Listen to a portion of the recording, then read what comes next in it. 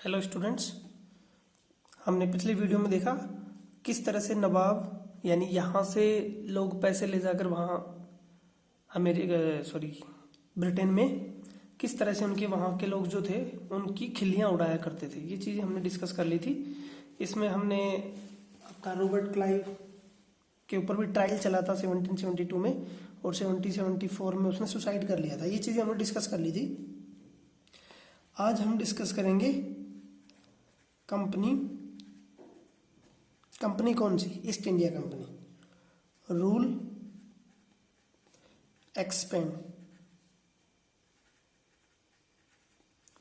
कि इस पूरे डिस्कशन में, आज की डिस्कशन में हम देखेंगे कि किस तरह से कंपनी ने इंडिया के वेरियस जो किंगडम थे या वेरियस जो स्टेट्स थे उनको किस तरह से जीता। इम्पोर्टेंट जो स्टेट्स थे उनका किस तरह से अनेक्सेशन किया, ये चीज़ें हम डिस्कस करेंगे। तो इसमें बेसिकली जो प्रोसेस ऑफ अनेक्सेशन है वो हम डिस्कस करेंगे। प्रोसेस ऑफ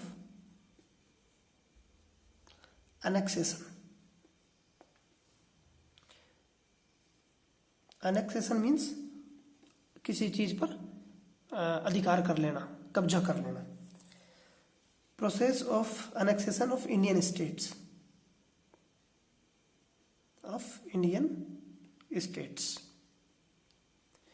देखो, आपको पता है कि इंडिया पर ईस्ट इंडिया कंपनी का सबसे पहले अधिकार कब बना? 1757। और इसमें लगभग 100 साल तक तो ब्रिटिश ईस्ट इंडिया कंपनी ने इंडिया पर अपना अधिकार ही जमाने में गुजार दिया, लगभग 100 साल तक। तो इन 100 सालों की इम्पोर्टेंट घटनाएं, इवेंट्स, जो चीजें हैं वो डिस्कस हम करेंगे। इस दौरान बहुत सारे जो एस्पेक्ट हैं वो एमर्ज होते हैं। वेरियस एस्पेक्ट जो हैं वो हम इसमें डिस्कस करेंगे। इस पूरे इसमें जो एस्पेक्ट निकलेगा उसको हम यदि समराइज करें तो उसमें एक समरी ये निकल के आती है कि कंपनी ने बहुत कम यानी रेयरली किसी प्रकार का मिलिट्री अटैक किया होगा।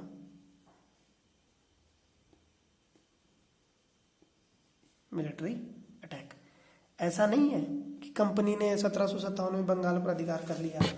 अधिकार करके मैप की सहायता से समझते हैं भाई, 1757 में यहाँ घुसे, फिर यहाँ घुस गए, जाकर सीधा अटैक कर दिया। ऐसा नहीं है।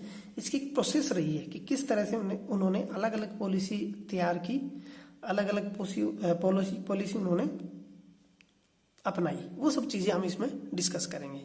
किस तरह से यहाँ घुसे, फिर पूरे इंडिया पर उन्होंने अपना कब्जा कर लिया था। तो उसकी एक प्रोसेस रही है।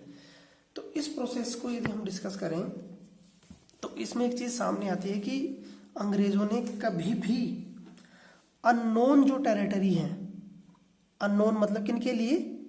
उनके लिए जो अननोन थी,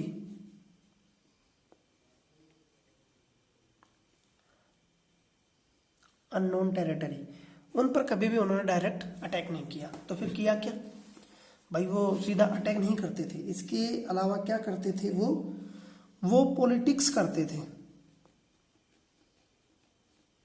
पॉलिटिकल और आपका इकोनॉमिक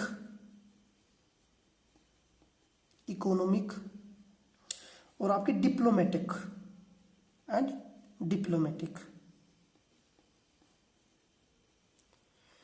डिप्लोमेटिक जो पॉलिसी है, पॉलिटिकल जो पॉलिसी है, इकोनॉमिक जो पॉलिसी है, वो उन्होंने इस चीज में यूज की और उनके सहारे पूरे इंडिया पर अपना अधिकार स्थापित किया। कहीं जरूरत होगी तो पॉलिटिकल अप्रोच उन्होंने अपनाई, कहीं इकोनॉमिक रूप से उनको बाध्य किया, और कहीं डिप्लोमेटिक कूटनीति करके उन्होंने ये सारी चीजें किया और पूरे इंडिया पर अपना इन्फ्लुएंस जमाया। आपसे हमने डिस्कस किया बक्सर का युद्ध। बक्सर जो था उसका युद्ध हुआ था कब? जरा याद कीजिए। 1757 में बैटल ऑफ प्लासी हुआ था। इसके 7 साल बाद में पिछले वीडियो में हमने डिस्कस किया था ना, शुजाउद्दौला, मीर कासिम और अंग्रेज और आपका शाह आलम द्वितीय, ये सारे मिलकर युद्ध किए थे अंग्रेजों के साथ में, और इसमें अंग्रेजों ने क्या हुआ था, जीत हासिल कर ली थी। इस युद्ध के बाद में, बक्सर के युद्ध के बाद में या बक्सर की बैटल के बाद में अंग्रेजों ने एक पॉलिसी इख्तियार की, पॉलिटिकल। आप बताइएगा कौन सा पॉलिटिकल है, कौन सा इकोनॉमिकल है, कौन सा डिप्लोमेटिक है। ये तीनों वर्ड जो हैं ये अलग अलग क्षेत्र में अलग अलग सब यूज आएंगे, देखना आप इसको, आप जस्टिफाई करना और इसको कोरिलेट करना इन चीज़ों से। तो बक्सर के 1764 के युद्ध के बाद में इन्होंने एक पॉलिटिकल जो पॉलिसी है वो अख्तियार की, अपॉइंटमेंट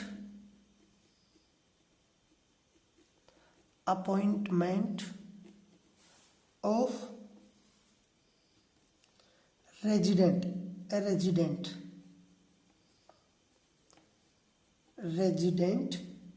इन इंडियन स्टेट्स। अब आपको यहां डाउट तो नहीं हो रहा कि इंडियन स्टेट्स क्या बोल रहा हूं मैं, तो मैं पहले आपका ये डाउट क्लियर कर देता हूं ना। देखो, हमने डिस्कस किया था पिछली क्लास में, आपने सीखा था 7th क्लास में कि पूरे भारत पर किसका शासन था, मुगलों का। और मुगल अपना शासन कहाँ से कंट्रोल करते थे, दिल्ली से। मुगल सल्तनत का सबसे पावरफुल लीडर जो था, यह शासक जो था, वो था औरंगजेब। औरंगजेब डेथ कर गए 1707 में। उसके बाद में या इससे पहले भी हम बात करें तो किस प्रकार से ये अपना शासन कंट्रोल करते थे। ये तो पॉसिबल था नहीं कि राजा यहाँ से पूरे उसको अकेला कंट्रोल कर ले। इसके लिए करता क्या था राजा, कि गवर्नर नियुक्त कर देता था, गवर्नर अपॉइंट कर देता था। जैसे पंजाब का एक एरिया में गवर्नर दे दिया, ये पूरा पंजाब, पाकिस्तान ये पूरा पंजाब हुआ करता था ना, पाकिस्तान का पंजाब, अपना पंजाब, ये बहुत बड़ा एरिया था, सिंध और पंजाब का एरिया। इसमें एक गवर्नर नियुक्त कर दिए। यहाँ राजा थे, आमेर के जो राजा थे उनको नियुक्त कर देते थे। यहाँ अलग राजा थे, यहाँ आपके मराठा थे, पूरे मराठाओं से तो हमेशा कन्फ्लिक्ट चला है। इससे इधर अंग्रेज नहीं आ पाए थे, क्योंकि यहाँ मराठाओं का अधिकार क्षेत्र था, महाराष्ट्र के और एमपी के कुछ एरिया में और गुजरात के कुछ एरिया में, ये पूरा। और नीचे आपके हैदर अली, टीपू सुल्तान, उनका राज्य था यहाँ। और ये छोटे मोटे अलग प्रदेश थे, यहाँ मुगल नहीं आ पाए थे, लेकिन अंग्रेजों ने पूरे देश को जीत लिया था। यहाँ की हम बात करें, ये पूरा एरिया, ये उड़ीसा का दक्षिण एरिया, तेलंगाना, आंध्र प्रदेश, कर्नाटक का कुछ ईस्टर्न पार्ट, इस पूरे में था निजाम, हैदराबाद का निजाम। वो किसका रिप्रेजेंटेटिव था, यहाँ का। यहाँ तुमने पिछली क्लास में सीखा था कि यहाँ मुर्शिद कुली खां, अली वर्दी खां, ये पूरा यहाँ का गवर्नर थे। अवध का अलग एक नवाब था। तो ये छोटे छोटे जो राजा थे ये अधीनता स्वीकार करते थे दिल्ली के मुगल की, और उसकी छत्र छाया में ही अपना राज करते थे। तो अंग्रेजों ने किस तरह से इनके साथ अलग अलग पॉलिसी अपनाई। अब आपको इंडियन स्टेट्स में डाउट नहीं होना चाहिए। इंडियन स्टेट मीन्स आज के स्टेट्स नहीं, उस समय के तत्कालीन स्टेट्स, 1757 टू 1857 के बीच में जो स्टेट्स थे उनकी बात मैं कर रहा हूँ। तो इंडियन स्टेट्स में क्या करना शुरू कर दिया, फिर मैप की सहायता हम लेंगे। आपको पता है 1757 में यहाँ प्लासी का युद्ध में ये एरिया जीत लिया, पूरा एरिया आपको दिख रहा होगा पूरा। एक मिनट, हम ब्लैंक वो लेते हैं इसमें, हाँ, इसकी सहायता से अब आप अच्छे से समझ पाएंगे, क्योंकि ब्लैंक है ना। तो मैंने आपको बताया कि पहले ये बांग्लादेश था, ये पूरा बंगाल हुआ करता था। बंगाल मतलब ये उड़ीसा का इतना पार्ट, और ये पूरा आपका झारखंड, बिहार का ये पार्ट, ईस्टर्न पार्ट, ये पूरा किस में आता था, असम का कुछ एरिया, ये पूरा बंगाल हुआ करता था। बंगाल क्योंकि बहुत बड़ा ये कोस्टल एरिया था, और पहले व्यापार होता था इंटरनेशनल, तो कोस्टल एरियाओं की बहुत बड़ी इंपॉर्टेंस थी। तो यहीं से अंग्रेज सबसे पहले घुसे अंदर में। वैसे तो अंग्रेज यहाँ भी थे, मुंबई के पोर्ट पर भी, यहाँ पुर्तगीज थे, और इस एरिया में थे चेन्नई, और यहाँ थे फ्रांसीसियों का, और इनका युद्ध चलता रहता था। वांडीवास करके एक युद्ध हुआ था, उसके बाद में इनका डोमिनियंस स्थापित हो गया था। खैर, हम यहाँ आते हैं तो यहाँ जब अंग्रेज घुसे तो उसके तुरंत बाद में आपको ये अवध का एरिया देखने को मिलेगा, पूरा यूपी और वेस्टर्न बिहार। ये वेस्टर्न बिहार हो गया और यूपी का कुछ बहुत बड़ा एरिया, कुछ नॉर्थ ईस्ट का आपका ये मध्य प्रदेश, ये पूरा एरिया होता था अवध। राजस्थान का ये पूरा एरिया होता था, राजस्थान में ये बहुत बड़ा एरिया आता था। ये पंजाब होता था इतना बड़ा, ये पंजाब हरियाणा, और ये देखो इतना बड़ा पंजाब होता था। यहाँ के शासक अलग होते थे। निजाम का एरिया यहाँ लगता था, ये निजाम का एरिया था। मराठाओं का एरिया, ये मराठाओं का एरिया था, ये पूरा मराठाओं का एरिया था। यहाँ टीपू सुल्तान थे मालाबार पोस्ट पर। कोस्ट आपको सिखाएंगे, मालाबार, कोंकण और कोरोमंडल, उत्तरी सरकार, ये सब अभी आपको सिखाएंगे।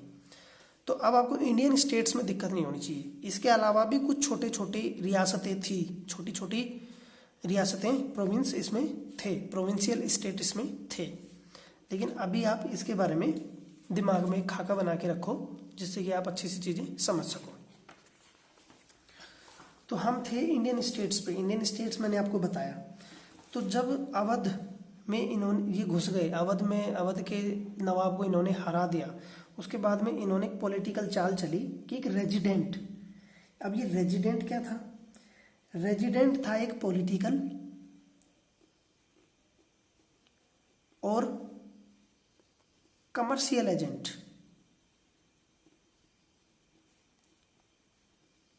कमर्शियल एजेंट, एजेंट किसका था?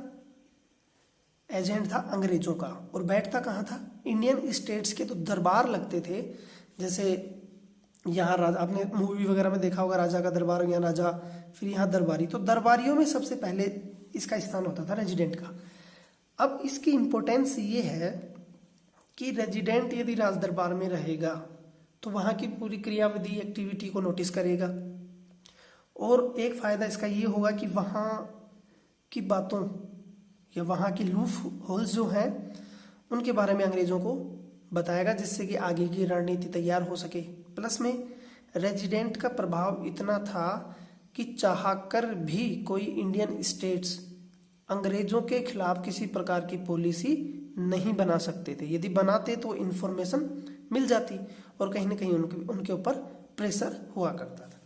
तो ये नेगोशिएशन हुआ था कब? बक्सर के युद्ध के बाद में। आसपास के जो स्टेट्स थे, क्योंकि अंग्रेज पावरफुल हो गए, पावरफुल होने पे उनकी बात माननी पड़ी और रेजिडेंट उन्होंने नियुक्त किया।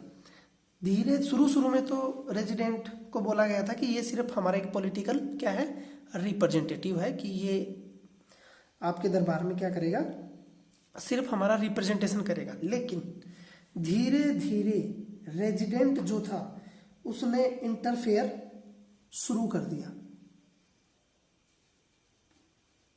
इंटरफेयर, आप ये बोलो, interfering in internal matter.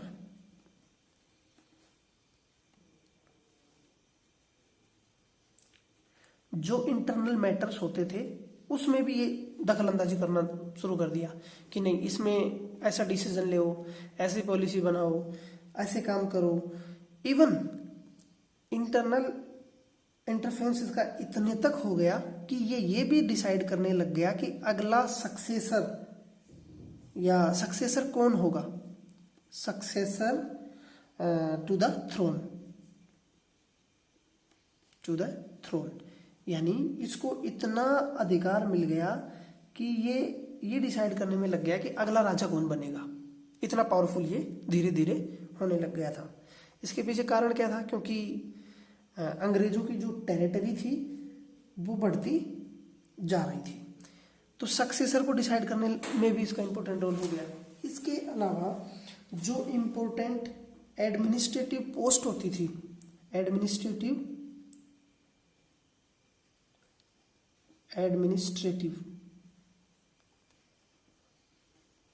Post, उनको अपॉइंट करने में भी, उनका अपॉइंटमेंट भी या उनके अपॉइंट करने में भी ये इंटरफेयर करना शुरू कर दिए थे रेजिडेंट जो होते थे। अब एडमिनिस्ट्रेटिव पोस्ट कौन कौन सी होती हैं?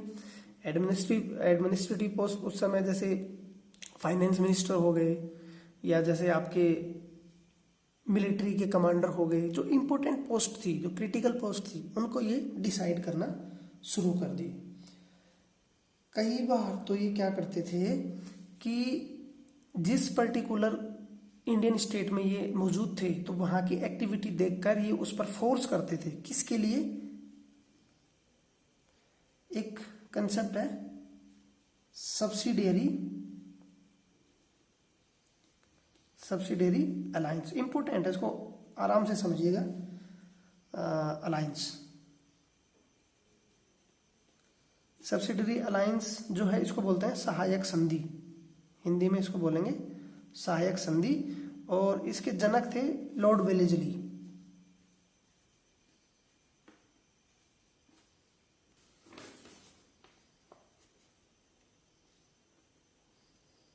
वेलेजली SLEY था शायद, स्पेलिंग में थोड़ा हो सकता है नाम के में। तो ये लॉर्ड वेलेजली इनका नाम था। इन्होंने ये इसको इंट्रोड्यूस किया था, या इंट्रोड्यूस करने के बाद में इसको आगे भी बढ़ाया था, सब्सिडियरी अलायंस। अब इम्पोर्टेंट चीज यहाँ ये है कि सब्सिडियरी अलायंस था क्या, सब्सिडियरी अलायंस में होता क्या था। तो मैं इसको आपको बेसिक सीधे अर्थों में बताऊं तो सब्सिडियरी अलायंस एक ऐसी प्रोसेस, एक ऐसी प्रक्रिया, एक ऐसी शासन व्यवस्था या एक ऐसी शर्त थी, ऐसी कंडीशन थी कि इनके सामने, इंडियन स्टेट्स के सामने रखता कौन था शर्त? अंग्रेज। शर्त में क्या होता था? शर्त में वो ये बोलते थे कि कोई भी इंडियन स्टेट जो सब्सिडियरी अलायंस को मानेगा या इसको साइन करेगा, वो जो है वो किसी प्रकार की कोई इंडिपेंडेंट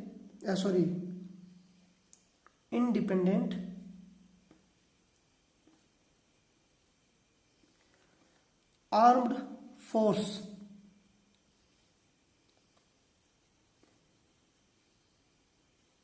नहीं रखेगा, यानी ये बैन कर दिया जाता था उसमें। अब आप समझ गए होंगे, सब्सिडियरी अलायंस के तहत अंग्रेज इंडियन स्टेट्स के सामने ये प्रोविजन रखते थे, ये शर्त रखते थे कि आप इंडिपेंडेंट जो आर्म्ड फोर्स थी, यानी सभी स्टेट्स की अलग अलग फोर्स हुआ करती थी ना मिलिट्री, वो आप नहीं रखेंगे। तो फिर भैया उनकी सिक्योरिटी कैसे होगी? उनकी सिक्योरिटी का जिम्मा लिया अंग्रेजों ने। बदले में अंग्रेज भी कुछ डिमांड करेंगे, जाहिर सी बात है। तो अंग्रेज उसके लिए कुछ सर्टेन कीमत, कुछ प्राइस रख देते थे कि आपको इतना पैसा हमें देना पड़ेगा। इस पैसे की जो वैल्यू थी या इस पैसे की जो टोटल, आप ये बोलो कि कितना पैसा किससे लेना है, ये सब अलग अलग स्टेट्स के हिसाब से अलग अलग डिसाइड करते थे। तो अब मैं ये मान सकता हूं कि आपको सब्सिडियरी अलायंस समझ में आ गया होगा। Subsidiary alliance is a condition in which the Englishes put a condition before Indian states to sign a condition or a policy in which the Indian states had to abolish their armed force completely. तो अब आपको समझ में आ गया होगा कि उनके सामने ये प्रोविजन था कि आपको कंप्लीटली अपनी आर्म्ड फोर्स को हटा देना है और पूरी तरह किसके ऊपर डिपेंड होना है? अंग्रेजों पर। और अंग्रेज जो आर्म्ड फोर्स उनको प्रोवाइड करेंगे उनको बोला गया subsidiary force. Subsidiary force, subsidiary force. और जो स्टेट्स थे उनको कुछ पे करना होता था। तो मजबूर करते थे अंग्रेज इस प्रकार की शर्तों के लिए। अंग्रेज मजबूर कैसे करते थे? उनकी जो दैनिक गतिविधियां होती थी, उनकी जो राज व्यवस्था में दैनिक गतिविधियां होती थी, उसमें रेजिडेंट का बहुत इंपॉर्टेंट रोल था। ये वहां इंटरफेयर करता था, उनको काम करने नहीं देता था।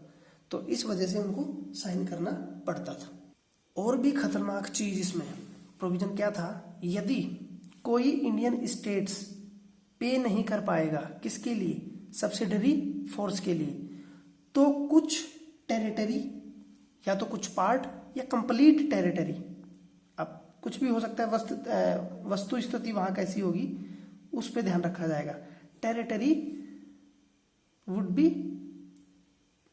अनेक्स्ड, यानी यदि आप किसी प्रकार का पैसा पे करने में असमर्थ होते हैं, सब्सिडरी पे करने में, सब्सिडरी फोर्स पे करने में असमर्थ होते हैं, तो आपकी टेरिटरी को अनेक्स कर लिया जाएगा, यानी कब्जे में ले लिया जाएगा। अब इसका फायदा अंग्रेजों को कैसा होगा, आपको तो समझ में आना चाहिए। थोड़ा सा आपके मन में डाउट आ रहा होगा कि तो इससे तो बढ़िया हो गया, उनका खर्चा कम हो गया। भाई मिलिट्री नहीं रखेंगे तो मिलिट्री को मेंटेन करने में पैसा लगता था ना, तो पैसा कम हो गया, तो ये तो आसान होगा कि इससे बढ़िया अंग्रेजों को पैसा दे दें।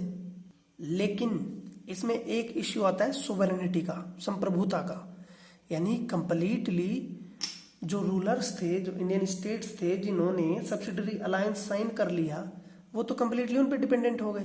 अब जरा सोचो कि उनको किसी प्रकार की कोई पॉलिसी पब्लिक डोमेन में लागू करवानी है, इम्प्लीमेंट करवानी है, तो क्या चाहिए, फोर्स चाहिए कि नहीं चाहिए। तो इस चीज का फायदा उठाते थे कौन, अंग्रेज। जब इंडियन स्टेट्स के रूलर को किसी प्रकार की फोर्स की जरूरत पड़ती थी तो अंग्रेज मना कर देते थे या कुछ भी बहाना मार देते थे। तो इससे जो कंसर्न स्टेट्स है उसका रेवेन्यू कैसा होगा, कम हो जाएगा, रेवेन्यू लॉस होगा कि नहीं। अब जब रेवेन्यू लॉस होगा तो इससे क्या ये फिर पे कर पाएंगे, नहीं कर पाएंगे, और पे नहीं करेंगे तो क्या किससे जाएंगे, उनका राज्य भी, राजपाट भी चला जाएगा। तो देखो किस प्रकार की डिप्लोमेसी अंग्रेजों ने इख्तियार की थी, याद रखिएगा।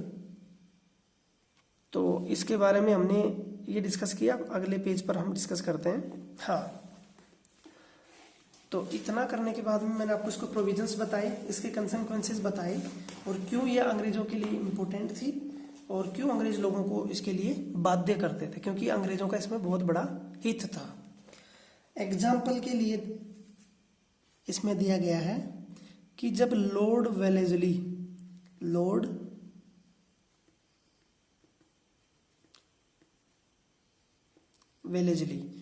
ये गवर्नर जनरल बने थे 1798 में, और ये रहे थे 1805 तक। 1799 में वो मारा गया था टीपू सुल्तान, लॉर्ड वेलेजली ने ही उसको हराया था। तो लॉर्ड वेलेजली बहुत इंपॉर्टेंट वो हुआ है गवर्नर जनरल अंग्रेजों के पर्सपेक्टिव से। तो 1798 में जब ये आए तो इन्होंने सबसे पहले नवाब ऑफ अवध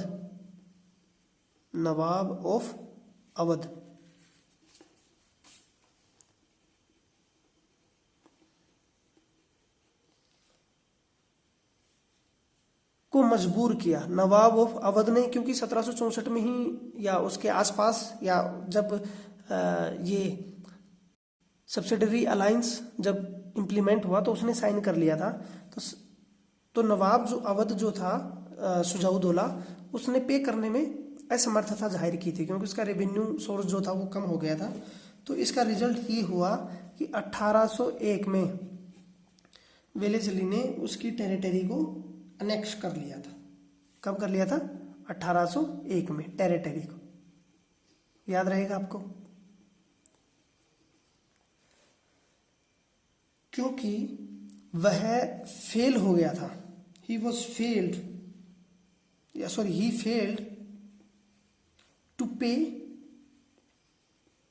सब्सिडरी फोर्स। अब मैं बार बार आपको नहीं बताऊंगा सब्सिडरी फोर्स क्या था। सब्सिडरी फोर्स अलग है, सब्सिडरी अलायंस अलग है, दोनों चीज आप कंफ्यूज मत करना। सब्सिडरी फोर्स मतलब सब्सिडरी फोर्स के लिए जो पे करना पड़ता था वो नवाब या इंडियन स्टेट्स को करना था, और अलायंस भी इनके द्वारा ही साइन किया जाता था। इसके बाद में इसी की तरह नवाब अवध की तरह निजाम जो थे हैदराबाद के जो निजाम थे उसने भी अपनी टेरिटरी अंग्रेजों को सुपुर्द कर दी थी।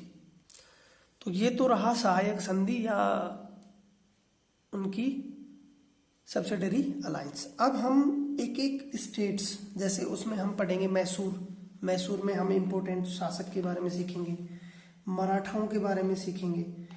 आज के इस चैप्टर में मराठा और आपका टीपू सुल्तान के बारे में हम डिस्कस करने जा रहे हैं। देखते हैं डिस्कशन कहाँ तक जाता है। तो सबसे पहले हम डिस्कस करेंगे इसमें टीपू सुल्तान।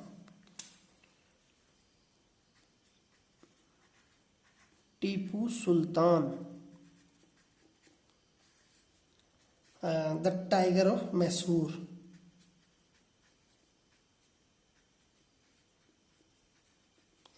टाइगर ऑफ मैसूर, मैसूर मतलब आज का कर्नाटक और आंध्र प्रदेश का कुछ हिस्सा।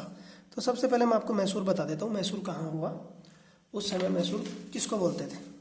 आइए, मैसूर को समझने के लिए आपको सबसे पहले कर्नाटक में जाना पड़ेगा। तो मैप तो आपने अच्छे से कर रखा होगा, शायद आप इसमें आइडेंटिफाई भी कर रहे होंगे कि कर्नाटक कहाँ है। तो ये पूरा यहाँ तक, ये देखो कुछ नॉर्दर्न केरला, और ये पूरा पार्ट, कुछ तमिलनाडु का पार्ट, कुछ आंध्र प्रदेश का पार्ट, ये तेलंगाना तो बाद में अलग हुआ ना 2014 में, और कुछ मराठाओं के नीचे का राज। ये पूरा राज हुआ करता था टीपू सुल्तान के पास। इंपॉर्टेंट था कि नहीं? क्यों? क्योंकि कोस्टल एरिया इसमें था और यहाँ से बहुत व्यापार होता था। यहाँ पुर्तगीज थे और फ्रांसीसियों को भी इसने इनवाइट कर रखा था। टीपू सुल्तान की खास बात ये थी कि इसकी फ्रांसीसियों से दोस्ती थी, फ्रांस के लोगों से इसकी दोस्ती थी। दोस्ती क्यों थी? क्योंकि ये अंग्रेजों की जो डिप्लोमेसी है, उनकी जो रणनीति है, उसको समझता था और उसको काउंटर करने के लिए उसी की तरह की कोई शक्ति इसको चाहिए थी, वो थे फ्रांसीसी। फ्रांसीसियों की मदद से इसने अपनी जो मिलिट्री थे उसको मॉडर्न किया था, modernisation of military equipments, military की ट्रेनिंग उसी हिसाब से करता था। वेस्टर्न कल्चर में जिस हिसाब की ट्रेनिंग होती थी वैसी इसने करवाई थी। बहरहाल अभी आप ये समझ गए कि मैसूर कहाँ है। अब आते हैं हम टॉपिक पर, द टाइगर ऑफ मैसूर। अब टाइगर क्यों बोला गया है इसको? टाइगर के पीछे कहानी है, जहाँ तक मेरे को याद है उसमें ऐसा हुआ था कि ये एक बार टीपू सुल्तान अपने एक दोस्त के साथ जंगल में शिकार पे गए थे। इनका दोस्त कौन था? फ्रांसीसी, फ्रांस का एक दोस्त था एक, ठीक। फ्रांस का जो इसका दोस्त था उसके साथ ये जंगल में गए, तो वहाँ इनके सामने अचानक टाइगर आ गया। और टाइगर आने पर स्थिति ऐसी हुई कि इनका हथियार वगैरह पूरी तरह से काम नहीं कर रहे थे। ऐसा कुछ कंडीशन हुई कि ये हथियार का इस्तेमाल नहीं कर सके। तो इनके जो फ्रांस के जो दोस्त थे वो इस स्थिति को देखकर वहाँ से चले गए कि मैं जल्दी से जल्दी कोई हथियार लेके आऊँगा, टाइगर को मार देंगे। तब तक टीपू सुल्तान उससे लड़े और उसको, जब तक ये दोस्त लौट कर आता तब तक वो टाइगर को मार चुके थे, इसीलिए उनको टाइगर ऑफ द मैसूर बोला जाता है। तो चलो डिस्कस करते हैं इसको। अभी तक पिछली जो डिस्कशन था या इससे कुछ देर पहले मैंने आपको बताया कि अंग्रेज जो थे वो डायरेक्टली अननोन टेरिटरी या अननोन इंडियन स्टेट या राजा पर डायरेक्ट अटैक नहीं करते थे। लेकिन इसमें एक एक्सेप्शन है। एक्सेप्शन ये है कि वो डायरेक्टली मिलिट्री मोर्चा भी खोल देते थे यदि उनको किसी प्रकार का पॉलिटिकल और इकोनॉमिकल नुकसान होता हो। मीन्स अंग्रेज जो थे उनके इंटरेस्ट या उनके हित जो हैं वो प्रभावित होते हैं। कैसे? पॉलिटिकल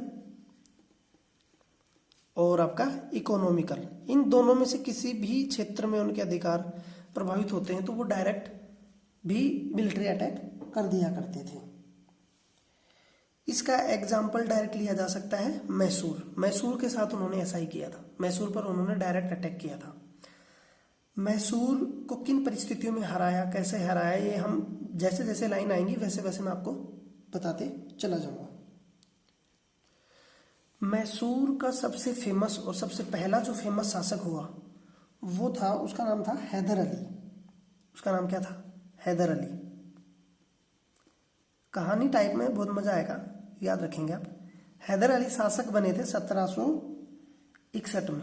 1761 में एक इंपॉर्टेंट घटना हो रही थी, वो मराठों के टाइम में हम पढ़ाएंगे ना आपको, पानीपत का तृतीय युद्ध, थर्ड वॉर ऑफ पानीपत। तो 1761 में ये शासक बन गए। कहाँ के? मैसूर के। मैसूर कहाँ था आपको पता लग गया। और ये शासक रहे थे 1776 to 1782। हैदर अली ने अंग्रेजों के साथ 2 युद्ध लड़े थे। क्या किए थे इन्होंने? दो युद्ध लड़े थे।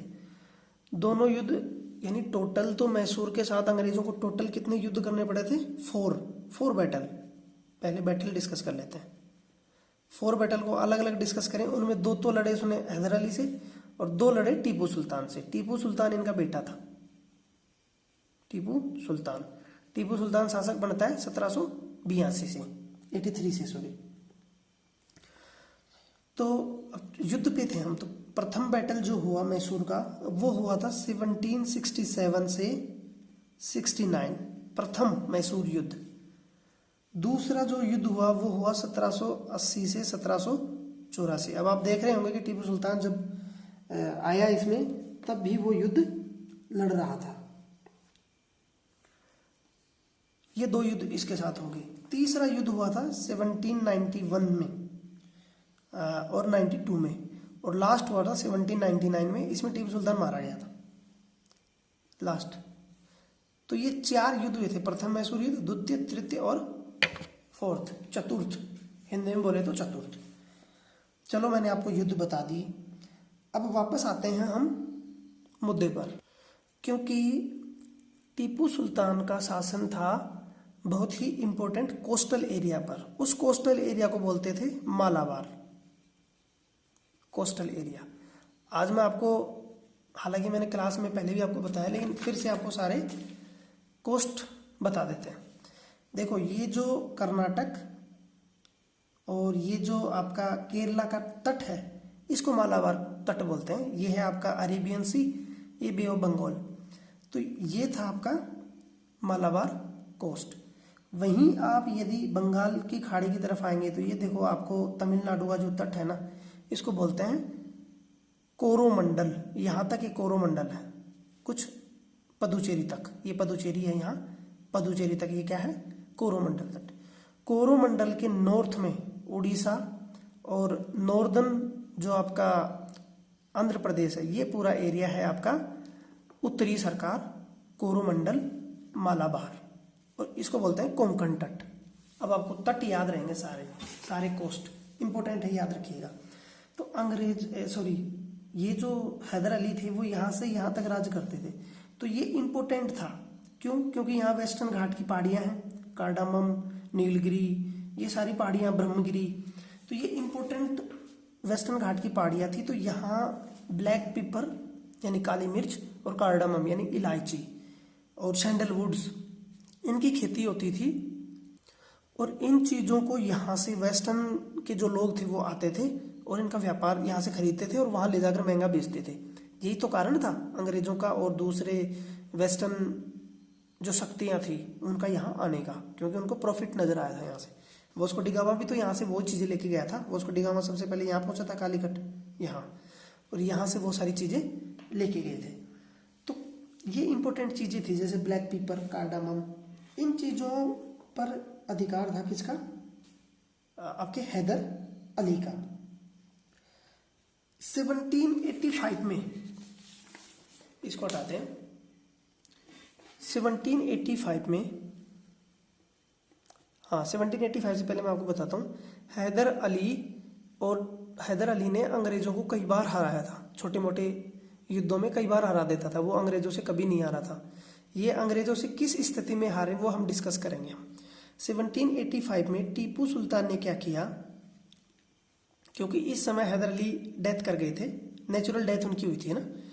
टीपू सुल्तान ने मना कर दिया किसको? अंग्रेजों को। किसके लिए? परचेज करने से। क्या क्या परचेज करते थे? पेपर और आपके कार्डामम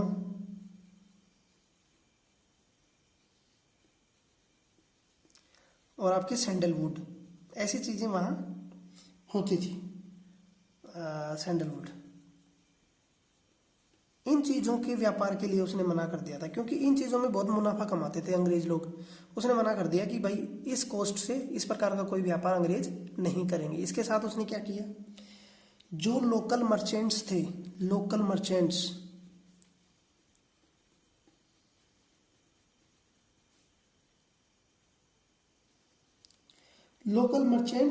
को भी उसने मना कर दिया कि आप अंग्रेजी कंपनी के साथ किसी प्रकार का कोई रिलेशन व्यापार नहीं करेंगे। इससे अंग्रेज तो भुनभुना उठे मतलब बहुत ही उत्तेजित हो चुके।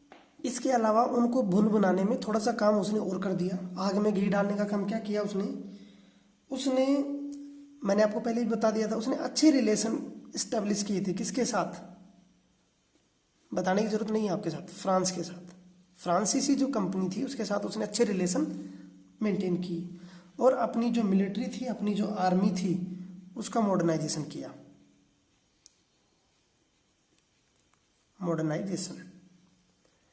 Modernisation of army, modernisation of weapon, modernisation of ship fleet, जो बोट होती थी उनकी भी उसने मॉडर्नाइजेशन करवाया। बहुत सहायता ली उसने अंग्रेजों इनकी, फ्रांसीसियों की। तो इससे अंग्रेज बहुत ही भुनभुना उठे, यानी बहुत क्रोधित हो गए वो। उनका मानना था, अंग्रेज बोलते थे कि हैदर अली और टीपू सुल्तान ये दोनों उनके सबसे बड़े दुश्मन हैं। सबसे बड़ा दुश्मन मानते थे टीपू सुल्तान को, वो भारतीय साम्राज्य पर जब वो अपना काम कर रहे थे उस समय। और इनको वो बोलते थे बहुत ही एम्बिशियस, बहुत ही महत्वाकांक्षी बोलते थे इनको, और बहुत ही एरोगेंट थे, हुए ना, ये बिल्कुल बात नहीं मानती थे। टीपू सुल्तान तो बिल्कुल नहीं मानता था। और डेंजरस, ये 3-4 शब्द उन्होंने यूज किए कि ये इस प्रकृति के आदमी हैं, दोनों बाप बेटे, कि ये हमारे लिए बहुत खतरा साबित हो सकते हैं। और इन्होंने सोचा कि किसी भी तरह से इनको युद्ध करके और इनको मिटाना है, खत्म करना है। इसीलिए तो उन्होंने अपनी पॉलिटिक्स छोड़ी कि सीधा वार कर दिया। मैंने बताया था ना कि कोई भी पॉलिटिकल और इकोनॉमिकल यदि इंटरेस्ट आएगा तो वो डायरेक्ट युद्ध कर देते थे। तो पॉलिटिकल इंटरेस्ट उनकी सत्ता को वो देते थे चुनौती, इकोनॉमिक उन्होंने व्यापार करवाना बंद कर दिया। तो ये कंडीशन पैदा उनके सामने हो गई। इन सब को करने के लिए उन्होंने 4 युद्ध किए। 4 युद्ध में सबसे पहला युद्ध उन्होंने किया 1767 से 1769। पहला मैसूर का युद्ध, फर्स्ट बैटल ऑफ मैसूर। 1780 से 1784 the second battle of Mysore. Third 1791 to 1792 third battle of Mysore. 1799 fourth battle of Mysore. अब जरा बैटलों के बारे में हम कर लेते हैं। इस बैटल में विजय हुई हैदर अली की। इसमें भी हैदर अली जीते और अंग्रेजों और हैदर अली के बीच श्रीरंगपट्टम, याद रखिएगा, श्रीरंगपट्टम एक स्थान है कर्नाटक में, देखिएगा। श्रीरंगपट्टम में इनके बीच में ट्रीटी हुई थी। उसमें कुछ शर्तें अंग्रेजों ने मानी और कुछ इन्होंने मानी। लेकिन जो तीसरा युद्ध हुआ 1791 आइए आप ये बोलो 1790, इसमें टीपू सुल्तान को बहुत झटका लगा। हुआ क्या कि टीपू सुल्तान, मैप से समझेंगे, टीपू सुल्तान यहाँ राज करते थे। तो टीपू सुल्तान का एरिया लगता था निजाम से और मराठों से। इन दोनों ने मिलकर अंग्रेजों का साथ दिया था। इसी वजह से टीपू सुल्तान को इसमें हार का मुंह देखना पड़ा था। और बहुत सारी टेरिटरी यहाँ की कुछ निजाम को दे दी, कुछ मराठाओं को दिला दी इन्होंने। और यहाँ व्यापार के अधिकार भी इन्होंने ले लिए थे। तो आप एक चीज नोटिस करो कि किस तरह अंग्रेजों ने डिवाइड एंड रूल की पॉलिसी को इंप्लीमेंट किया। यही है डिवाइड एंड रूल। इसके बाद क्या करेंगे अंग्रेज, मराठाओं का यूज कर रहे हैं इसको हराने में, फिर निजाम को हराएंगे इनकी सहायता से, और फिर मराठाओं को आपस में लड़ा कर जीतेंगे। देखना अब आगे की स्टोरी में ऐसा ही होगा। तो इसमें शर्मसार हुआ ये। और 1799 में, क्योंकि अंग्रेज तो इससे भी ज्यादा एम्बिशियस थे ना, वो तो इसको डेंजरस मानते थे, वो किसी भी हालत में इनको मारना चाहते थे। जब लॉर्ड वेलेस्ली आए 1798 में, तो उन्होंने इस पे प्रेशर डाला कि आप जो सब्सिडरी अलायंस है वो साइन करो। इन्होंने मना कर दिया और फिर इस पे इन्होंने अटैक कर दिया और 1799 में टीपू सुल्तान मारा गया। तो इस तरह से मैसूर को उन्होंने अनेक्स कर लिया, एक्वायर कर लिया और अपने अधिकार क्षेत्र में मिला लिया। और इसके अलावा ऐसा नहीं है, टीपू सुल्तान के कुछ और भी लोग थे वहाँ, लोकल जो डेंसिटी थी वो थी वोडेयार्स। ये बाद में सक्सेसर हुए टीपू सुल्तान के, और इन्होंने कौन सी जो संधि है वो साइन कर ली थी, सब्सिडरी अलायंस। इसके तहत इन्होंने सारी सेना खत्म कर दी और पूरी तरह से उन पर डिपेंडेंट हो गया। अब अगला हम पढ़ेंगे Marathas, war with Maratha, the Marathas ना। मराठास को पढ़ने से पहले थोड़ा सा इंपॉर्टेंट हम सीखते हैं मैप में, दोबारा मैप की सहायता से। जब दिल्ली में औरंगजेब राज करते थे, या औरंगजेब से पहले भी शाहजहां रहे, जहांगीर रहे, उन सब का कन्फ्लिक्ट रहा था किससे? मराठाओं से। मराठाओं से नहीं बनी थी इनकी, मराठाओं ने इनको आगे नहीं बढ़ने दिया, या मराठा कभी भी इनके अधिकार क्षेत्र में पूरी तरह से नहीं आए। आपने छत्रपति शिवाजी का नाम तो सुना ही होगा। छत्रपति शिवाजी का औरंगजेब के साथ कन्फ्लिक्ट चलता ही रहा था, कन्फ्लिक्ट हमेशा चलता ही रहा। लेकिन जब यहाँ वैक्यूम क्रिएट हुआ दिल्ली में, कब? जब 1707 में औरंगजेब डेथ कर गए, तो आपने ये देखा कि किस तरह से पूरे भारत की शासन व्यवस्था चरमरा गई थी। सारे अलग अलग भग रहे थे, इधर का अलग भग रहा था, इधर का अलग भग रहा था, इधर का अलग, इधर का अलग। तो मराठा उस समय सबसे डोमिनेंट और सबसे पावरफुल, अब ये मानो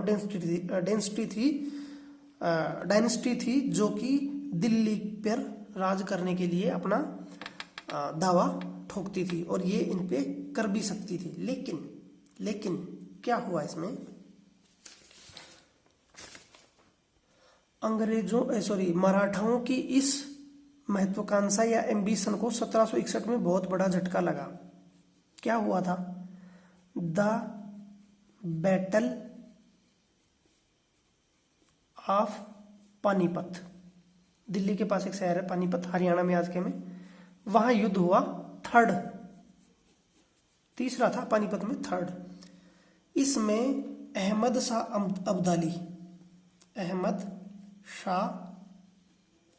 अब्दाली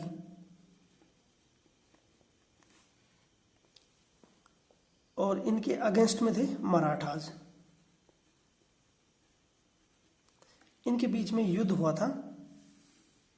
मराठाओं को कौन लीड करता था? पेशवा, ये सब आगे सीखेंगे। लेकिन 1761 में युद्ध हुआ, इसमें मराठाओं की हार हुई, और इससे मराठाओं की प्रतिष्ठा को बहुत बड़ा धक्का लगा था।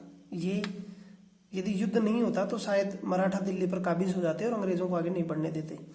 लेकिन इस युद्ध में मराठाओं की हार हुई थी। इसके 4 साल पहले तो 1757 में प्लासी का युद्ध हुआ ही था। उस समय अंग्रेज इतने सक्रिय नहीं थे, 1764 के बाद में इधर बढ़े वो, लेकिन उससे पहले मराठा बहुत ज़्यादा सक्रिय थे। मराठाओं ने उस समय, मराठाओं का आतंक कहाँ से होता था? यहाँ से मराठा कंट्रोल करते थे, निजाम को भी परेशान करते थे, टीपू सुल्तान की टेरिटरी में भी वो, हैदर अली की टेरिटरी में परेशान करते थे, राजस्थान के जो रजवाड़े थे उनको भी परेशान करते थे, औरंगजेब या छोटे छोटे अवध को भी परेशान करते थे, यहाँ तक वो पंजाब तक भी चले जाते थे। और यहाँ जाकर तो उन्होंने युद्ध किया था। यहाँ सोचो, यहाँ से यहाँ, तो ये आसपास की टेरिटरी में उनका आतंक था। तो थे कि नहीं सबसे बड़े दावेदार इस सत्ता की?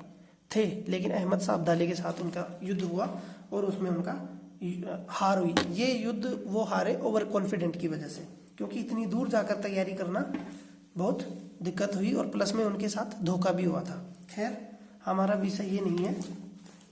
अभी हम मराठाओं का अलग एस्पेक्ट जो है वो डिस्कस करते हैं। चलो एक चीज बता देता हूं मैं, ये थर्ड था। तो फर्स्ट वार जो था वो कब हुआ? कौन सा? पानीपत का। वो हुआ था 1526 में। बाबर और इब्राहिम लोदी, पिछले साल आपने पढ़ा होगा। यहीं से तो मुगल वंश की स्थापना हुई थी। इब्राहिम लोदी को हराया था बाबर ने। सेकंड हुआ था 1556 में, अकबर और हेमू के बीच में। बस इसमें इतना ही। इस युद्ध को हारने के बाद भी अंग्रेज मराठाओं को नहीं हरा सकते थे। मराठा बहुत बड़ी पावर थी। तो मराठाओं ने क्या किया, अंग्रेजों ने क्या किया? Divide and rule. इस युद्ध में सदाशिवराव तो मर गए थे, जो पेशवा के रिप्रेजेंटेटिव थे, सदाशिवराव, उनकी डेथ हो गई थी। तो डिवाइड एंड रूल कैसे किया? डिवाइड एंड रूल में क्या था कि मराठा सरदार हुआ करते थे, मराठा सरदार होते थे, मराठा सरदार। अब मराठा सरदार में 4 इंपोर्टेंट आप ये बोलिए सरदार थे, अलग अलग डायनेस्टी, उनकी जो डायनेस्टीज थी वो अलग अलग थी। कौन कौन सी थी?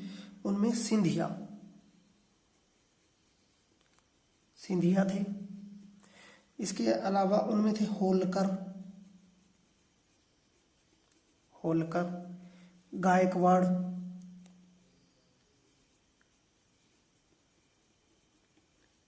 गायकवाड़ और भोंसले, और भोंसले। ये कहाँ कहाँ राज करते थे? क्योंकि मराठाओं के अंदर सरदार थे, ये अलग अलग जब युद्ध होता था तो सारे मिल जाते थे और अपनी अपनी सेना देते थे और जो विपक्षी पार्टी होती थी उसको हरा देते थे।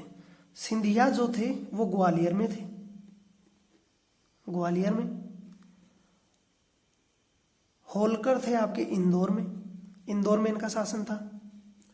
गायकवाड़ थे आपके बड़ौदा में, और भोंसले थे आपके नागपुर में। अलग अलग जगह ये शासन करते थे। लेकिन अंग्रेजों ने बड़ी चालाकी से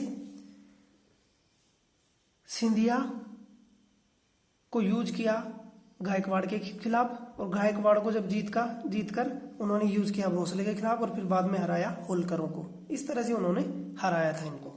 तो डिवाइड एंड रूल का उन्होंने इस्तेमाल किया था। ये जो सरदार थे ये एक इंपॉर्टेंट पोस्ट होती थी पेशवा, पेशवा, पेशवा था प्राइम मिनिस्टर की पोस्ट हुआ करती थी। आप बोलो प्रिंसिपल मिनिस्टर, किसका? मराठाओं का। मराठा में आपने छत्रपति शिवाजी का नाम सुना होगा। छत्रपति शिवाजी का जब वंश आगे नहीं चला तो इन्होंने पुणे में अपनी पीठ, या पुणे से ये डील करते थे पेशवा। पेशवा एक इंपॉर्टेंट पद था प्रधानमंत्री का। फिर धीरे धीरे यही राजा बन गया था जब छत्रपति शिवाजी का पूरा वंश नहीं चला, उसके बाद में पेशवा ही राजा हो गए थे, जिसमें आपने बाजीराव, बालाजी बाजीराव, बाजीराव द्वितीय, बाजीराव वन, ये सब पेशवा हुए थे। इसके बाद में पेशवा इंपॉर्टेंट इसमें पावर थी। और किस तरह से ये एक रहते थे मैंने आपको बता दिया। और पुणे में इनका वो था, पीठ थी इनकी सेंट्रल। पूरी तरह से मराठाओं को खत्म करने के लिए, या मराठाओं के साम्राज्य को खत्म करने के लिए 3 युद्ध अंग्रेजों ने लड़े थे इनके साथ। पहला युद्ध लड़ा था 1782 में, 1782 में इन्होंने एक युद्ध और लड़ा था। कहाँ? याद आ गया होगा आपको, मैसूर में। 1782 में निर्णायक कुछ भी नहीं हुआ, क्योंकि अंग्रेज इतने पावरफुल नहीं थे कि वो किसी स्थिति पर पहुंचते, और कई फ्रंट पर वो एंगेज कर रहे थे, जैसे मराठाओं के साथ भी, टीपू सुल्तान के साथ भी, निजाम के साथ भी। तो 1782 में ये किसी निष्कर्ष पर नहीं निकले, तो सालबाई एक ट्रीटी हुई इनके पास, इनके बीच में एक ट्रीटी हुई सालबाई। इंपॉर्टेंट है, याद रखना, श्रीरंगपट्टम, सालबाई, ये सब इंपॉर्टेंट है। 1782 में ये ट्रीटी हुई, क्योंकि इसमें कोई क्लियर विक्ट्री किसी भी पार्टी की नहीं हुई थी। फिर सेकंड एंग्लो मराठा युद्ध जो हुआ, ये फर्स्ट था ना, सेकंड एंग्लो मराठा युद्ध जो हुआ वो हुआ 1803-1805 तक। तब तक टीपू सुल्तान को वो पूरी तरह से हरा चुके थे, और उनको हराने में उन्होंने होलकर और भोंसले का इस्तेमाल किया था। तो फिर सेकंड में भी मराठाओं की कुछ पावर इन्होंने गेन कर ली।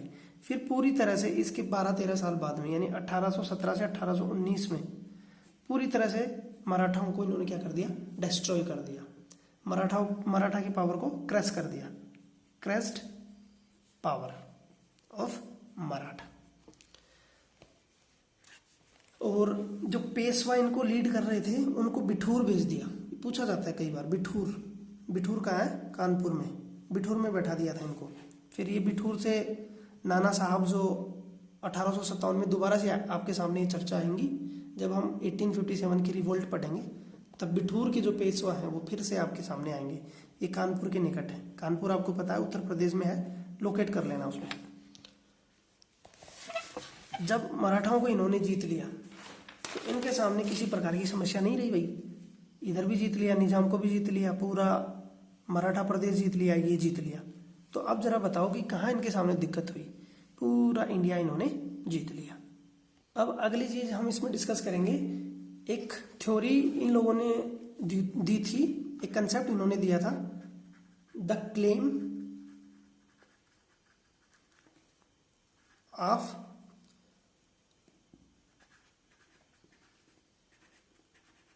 पैरामाउंटेसी,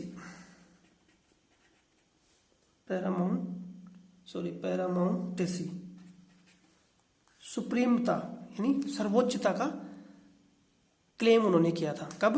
जब 1719 में इन सब ने लगभग सारी चीजों को जीत लिया। आपको बस ये ध्यान रखना है कि पैरामाउंटेसी क्या है और किसने इजाद किया। तो Lord Warren Hastings, Lord Warren Hastings,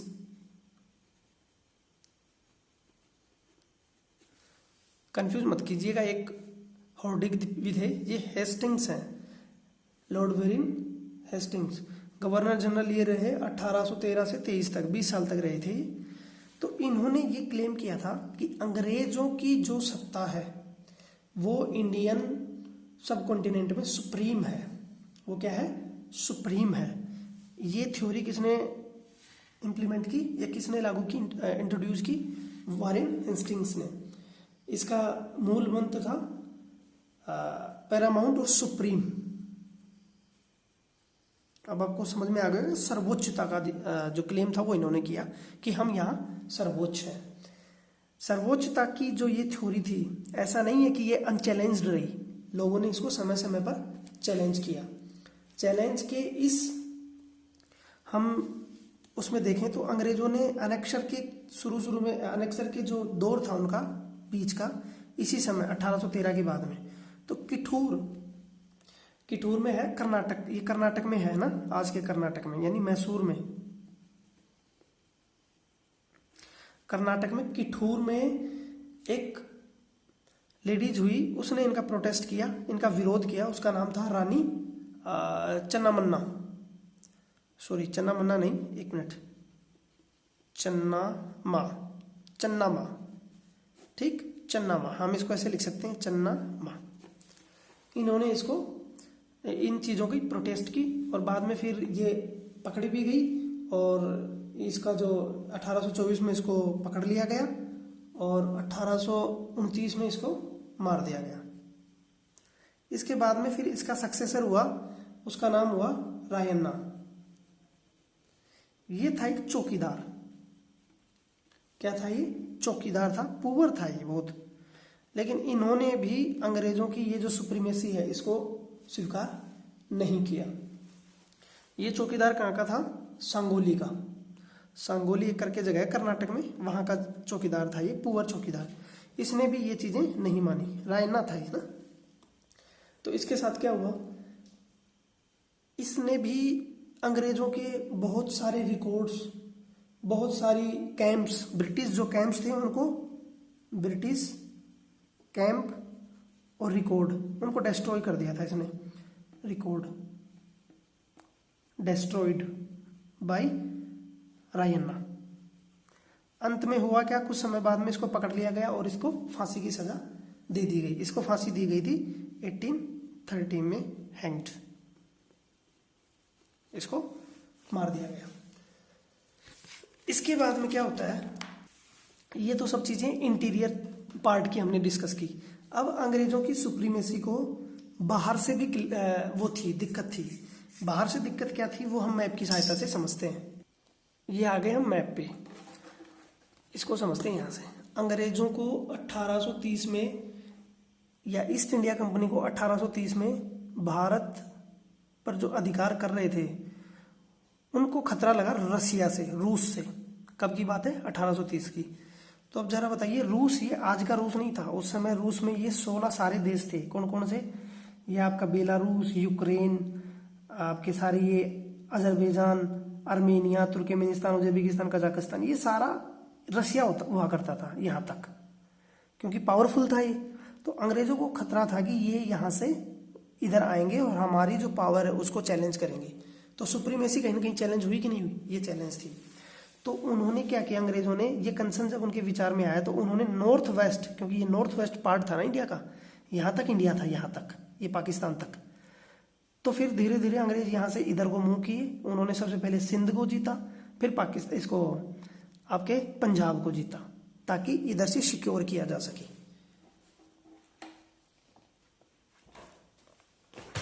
तो हालांकि ये जो इन्होंने पंजाब को जीता, पंजाब पर उन्होंने अधिकार किया महाराजा रणजीत सिंह के मरने के बाद में, क्योंकि यहाँ महाराणा रणजीत सिंह ने उनका कठोर विरोध किया था। यहाँ महाराणा रणजीत सिंह राज करते थे, ये कश्मीर और पंजाब का ये पूरा एरिया। वो उनकी डेथ हुई थी 1839 में। 1839 में जब महाराजा रणजीत सिंह की डेथ हो गई, उसके बाद में ही उन्होंने उधर क्लेम किया और उसको एनेक्स कर लिया, पंजाब को भी उन्होंने जीत लिया। तो इस वीडियो में आज हमने काफ़ी इंपॉर्टेंट चीज़ें डिस्कस की। इस चैप्टर का रिमेनिंग पार्ट हम अगले वीडियो में डिस्कस करेंगे। Thank you very much.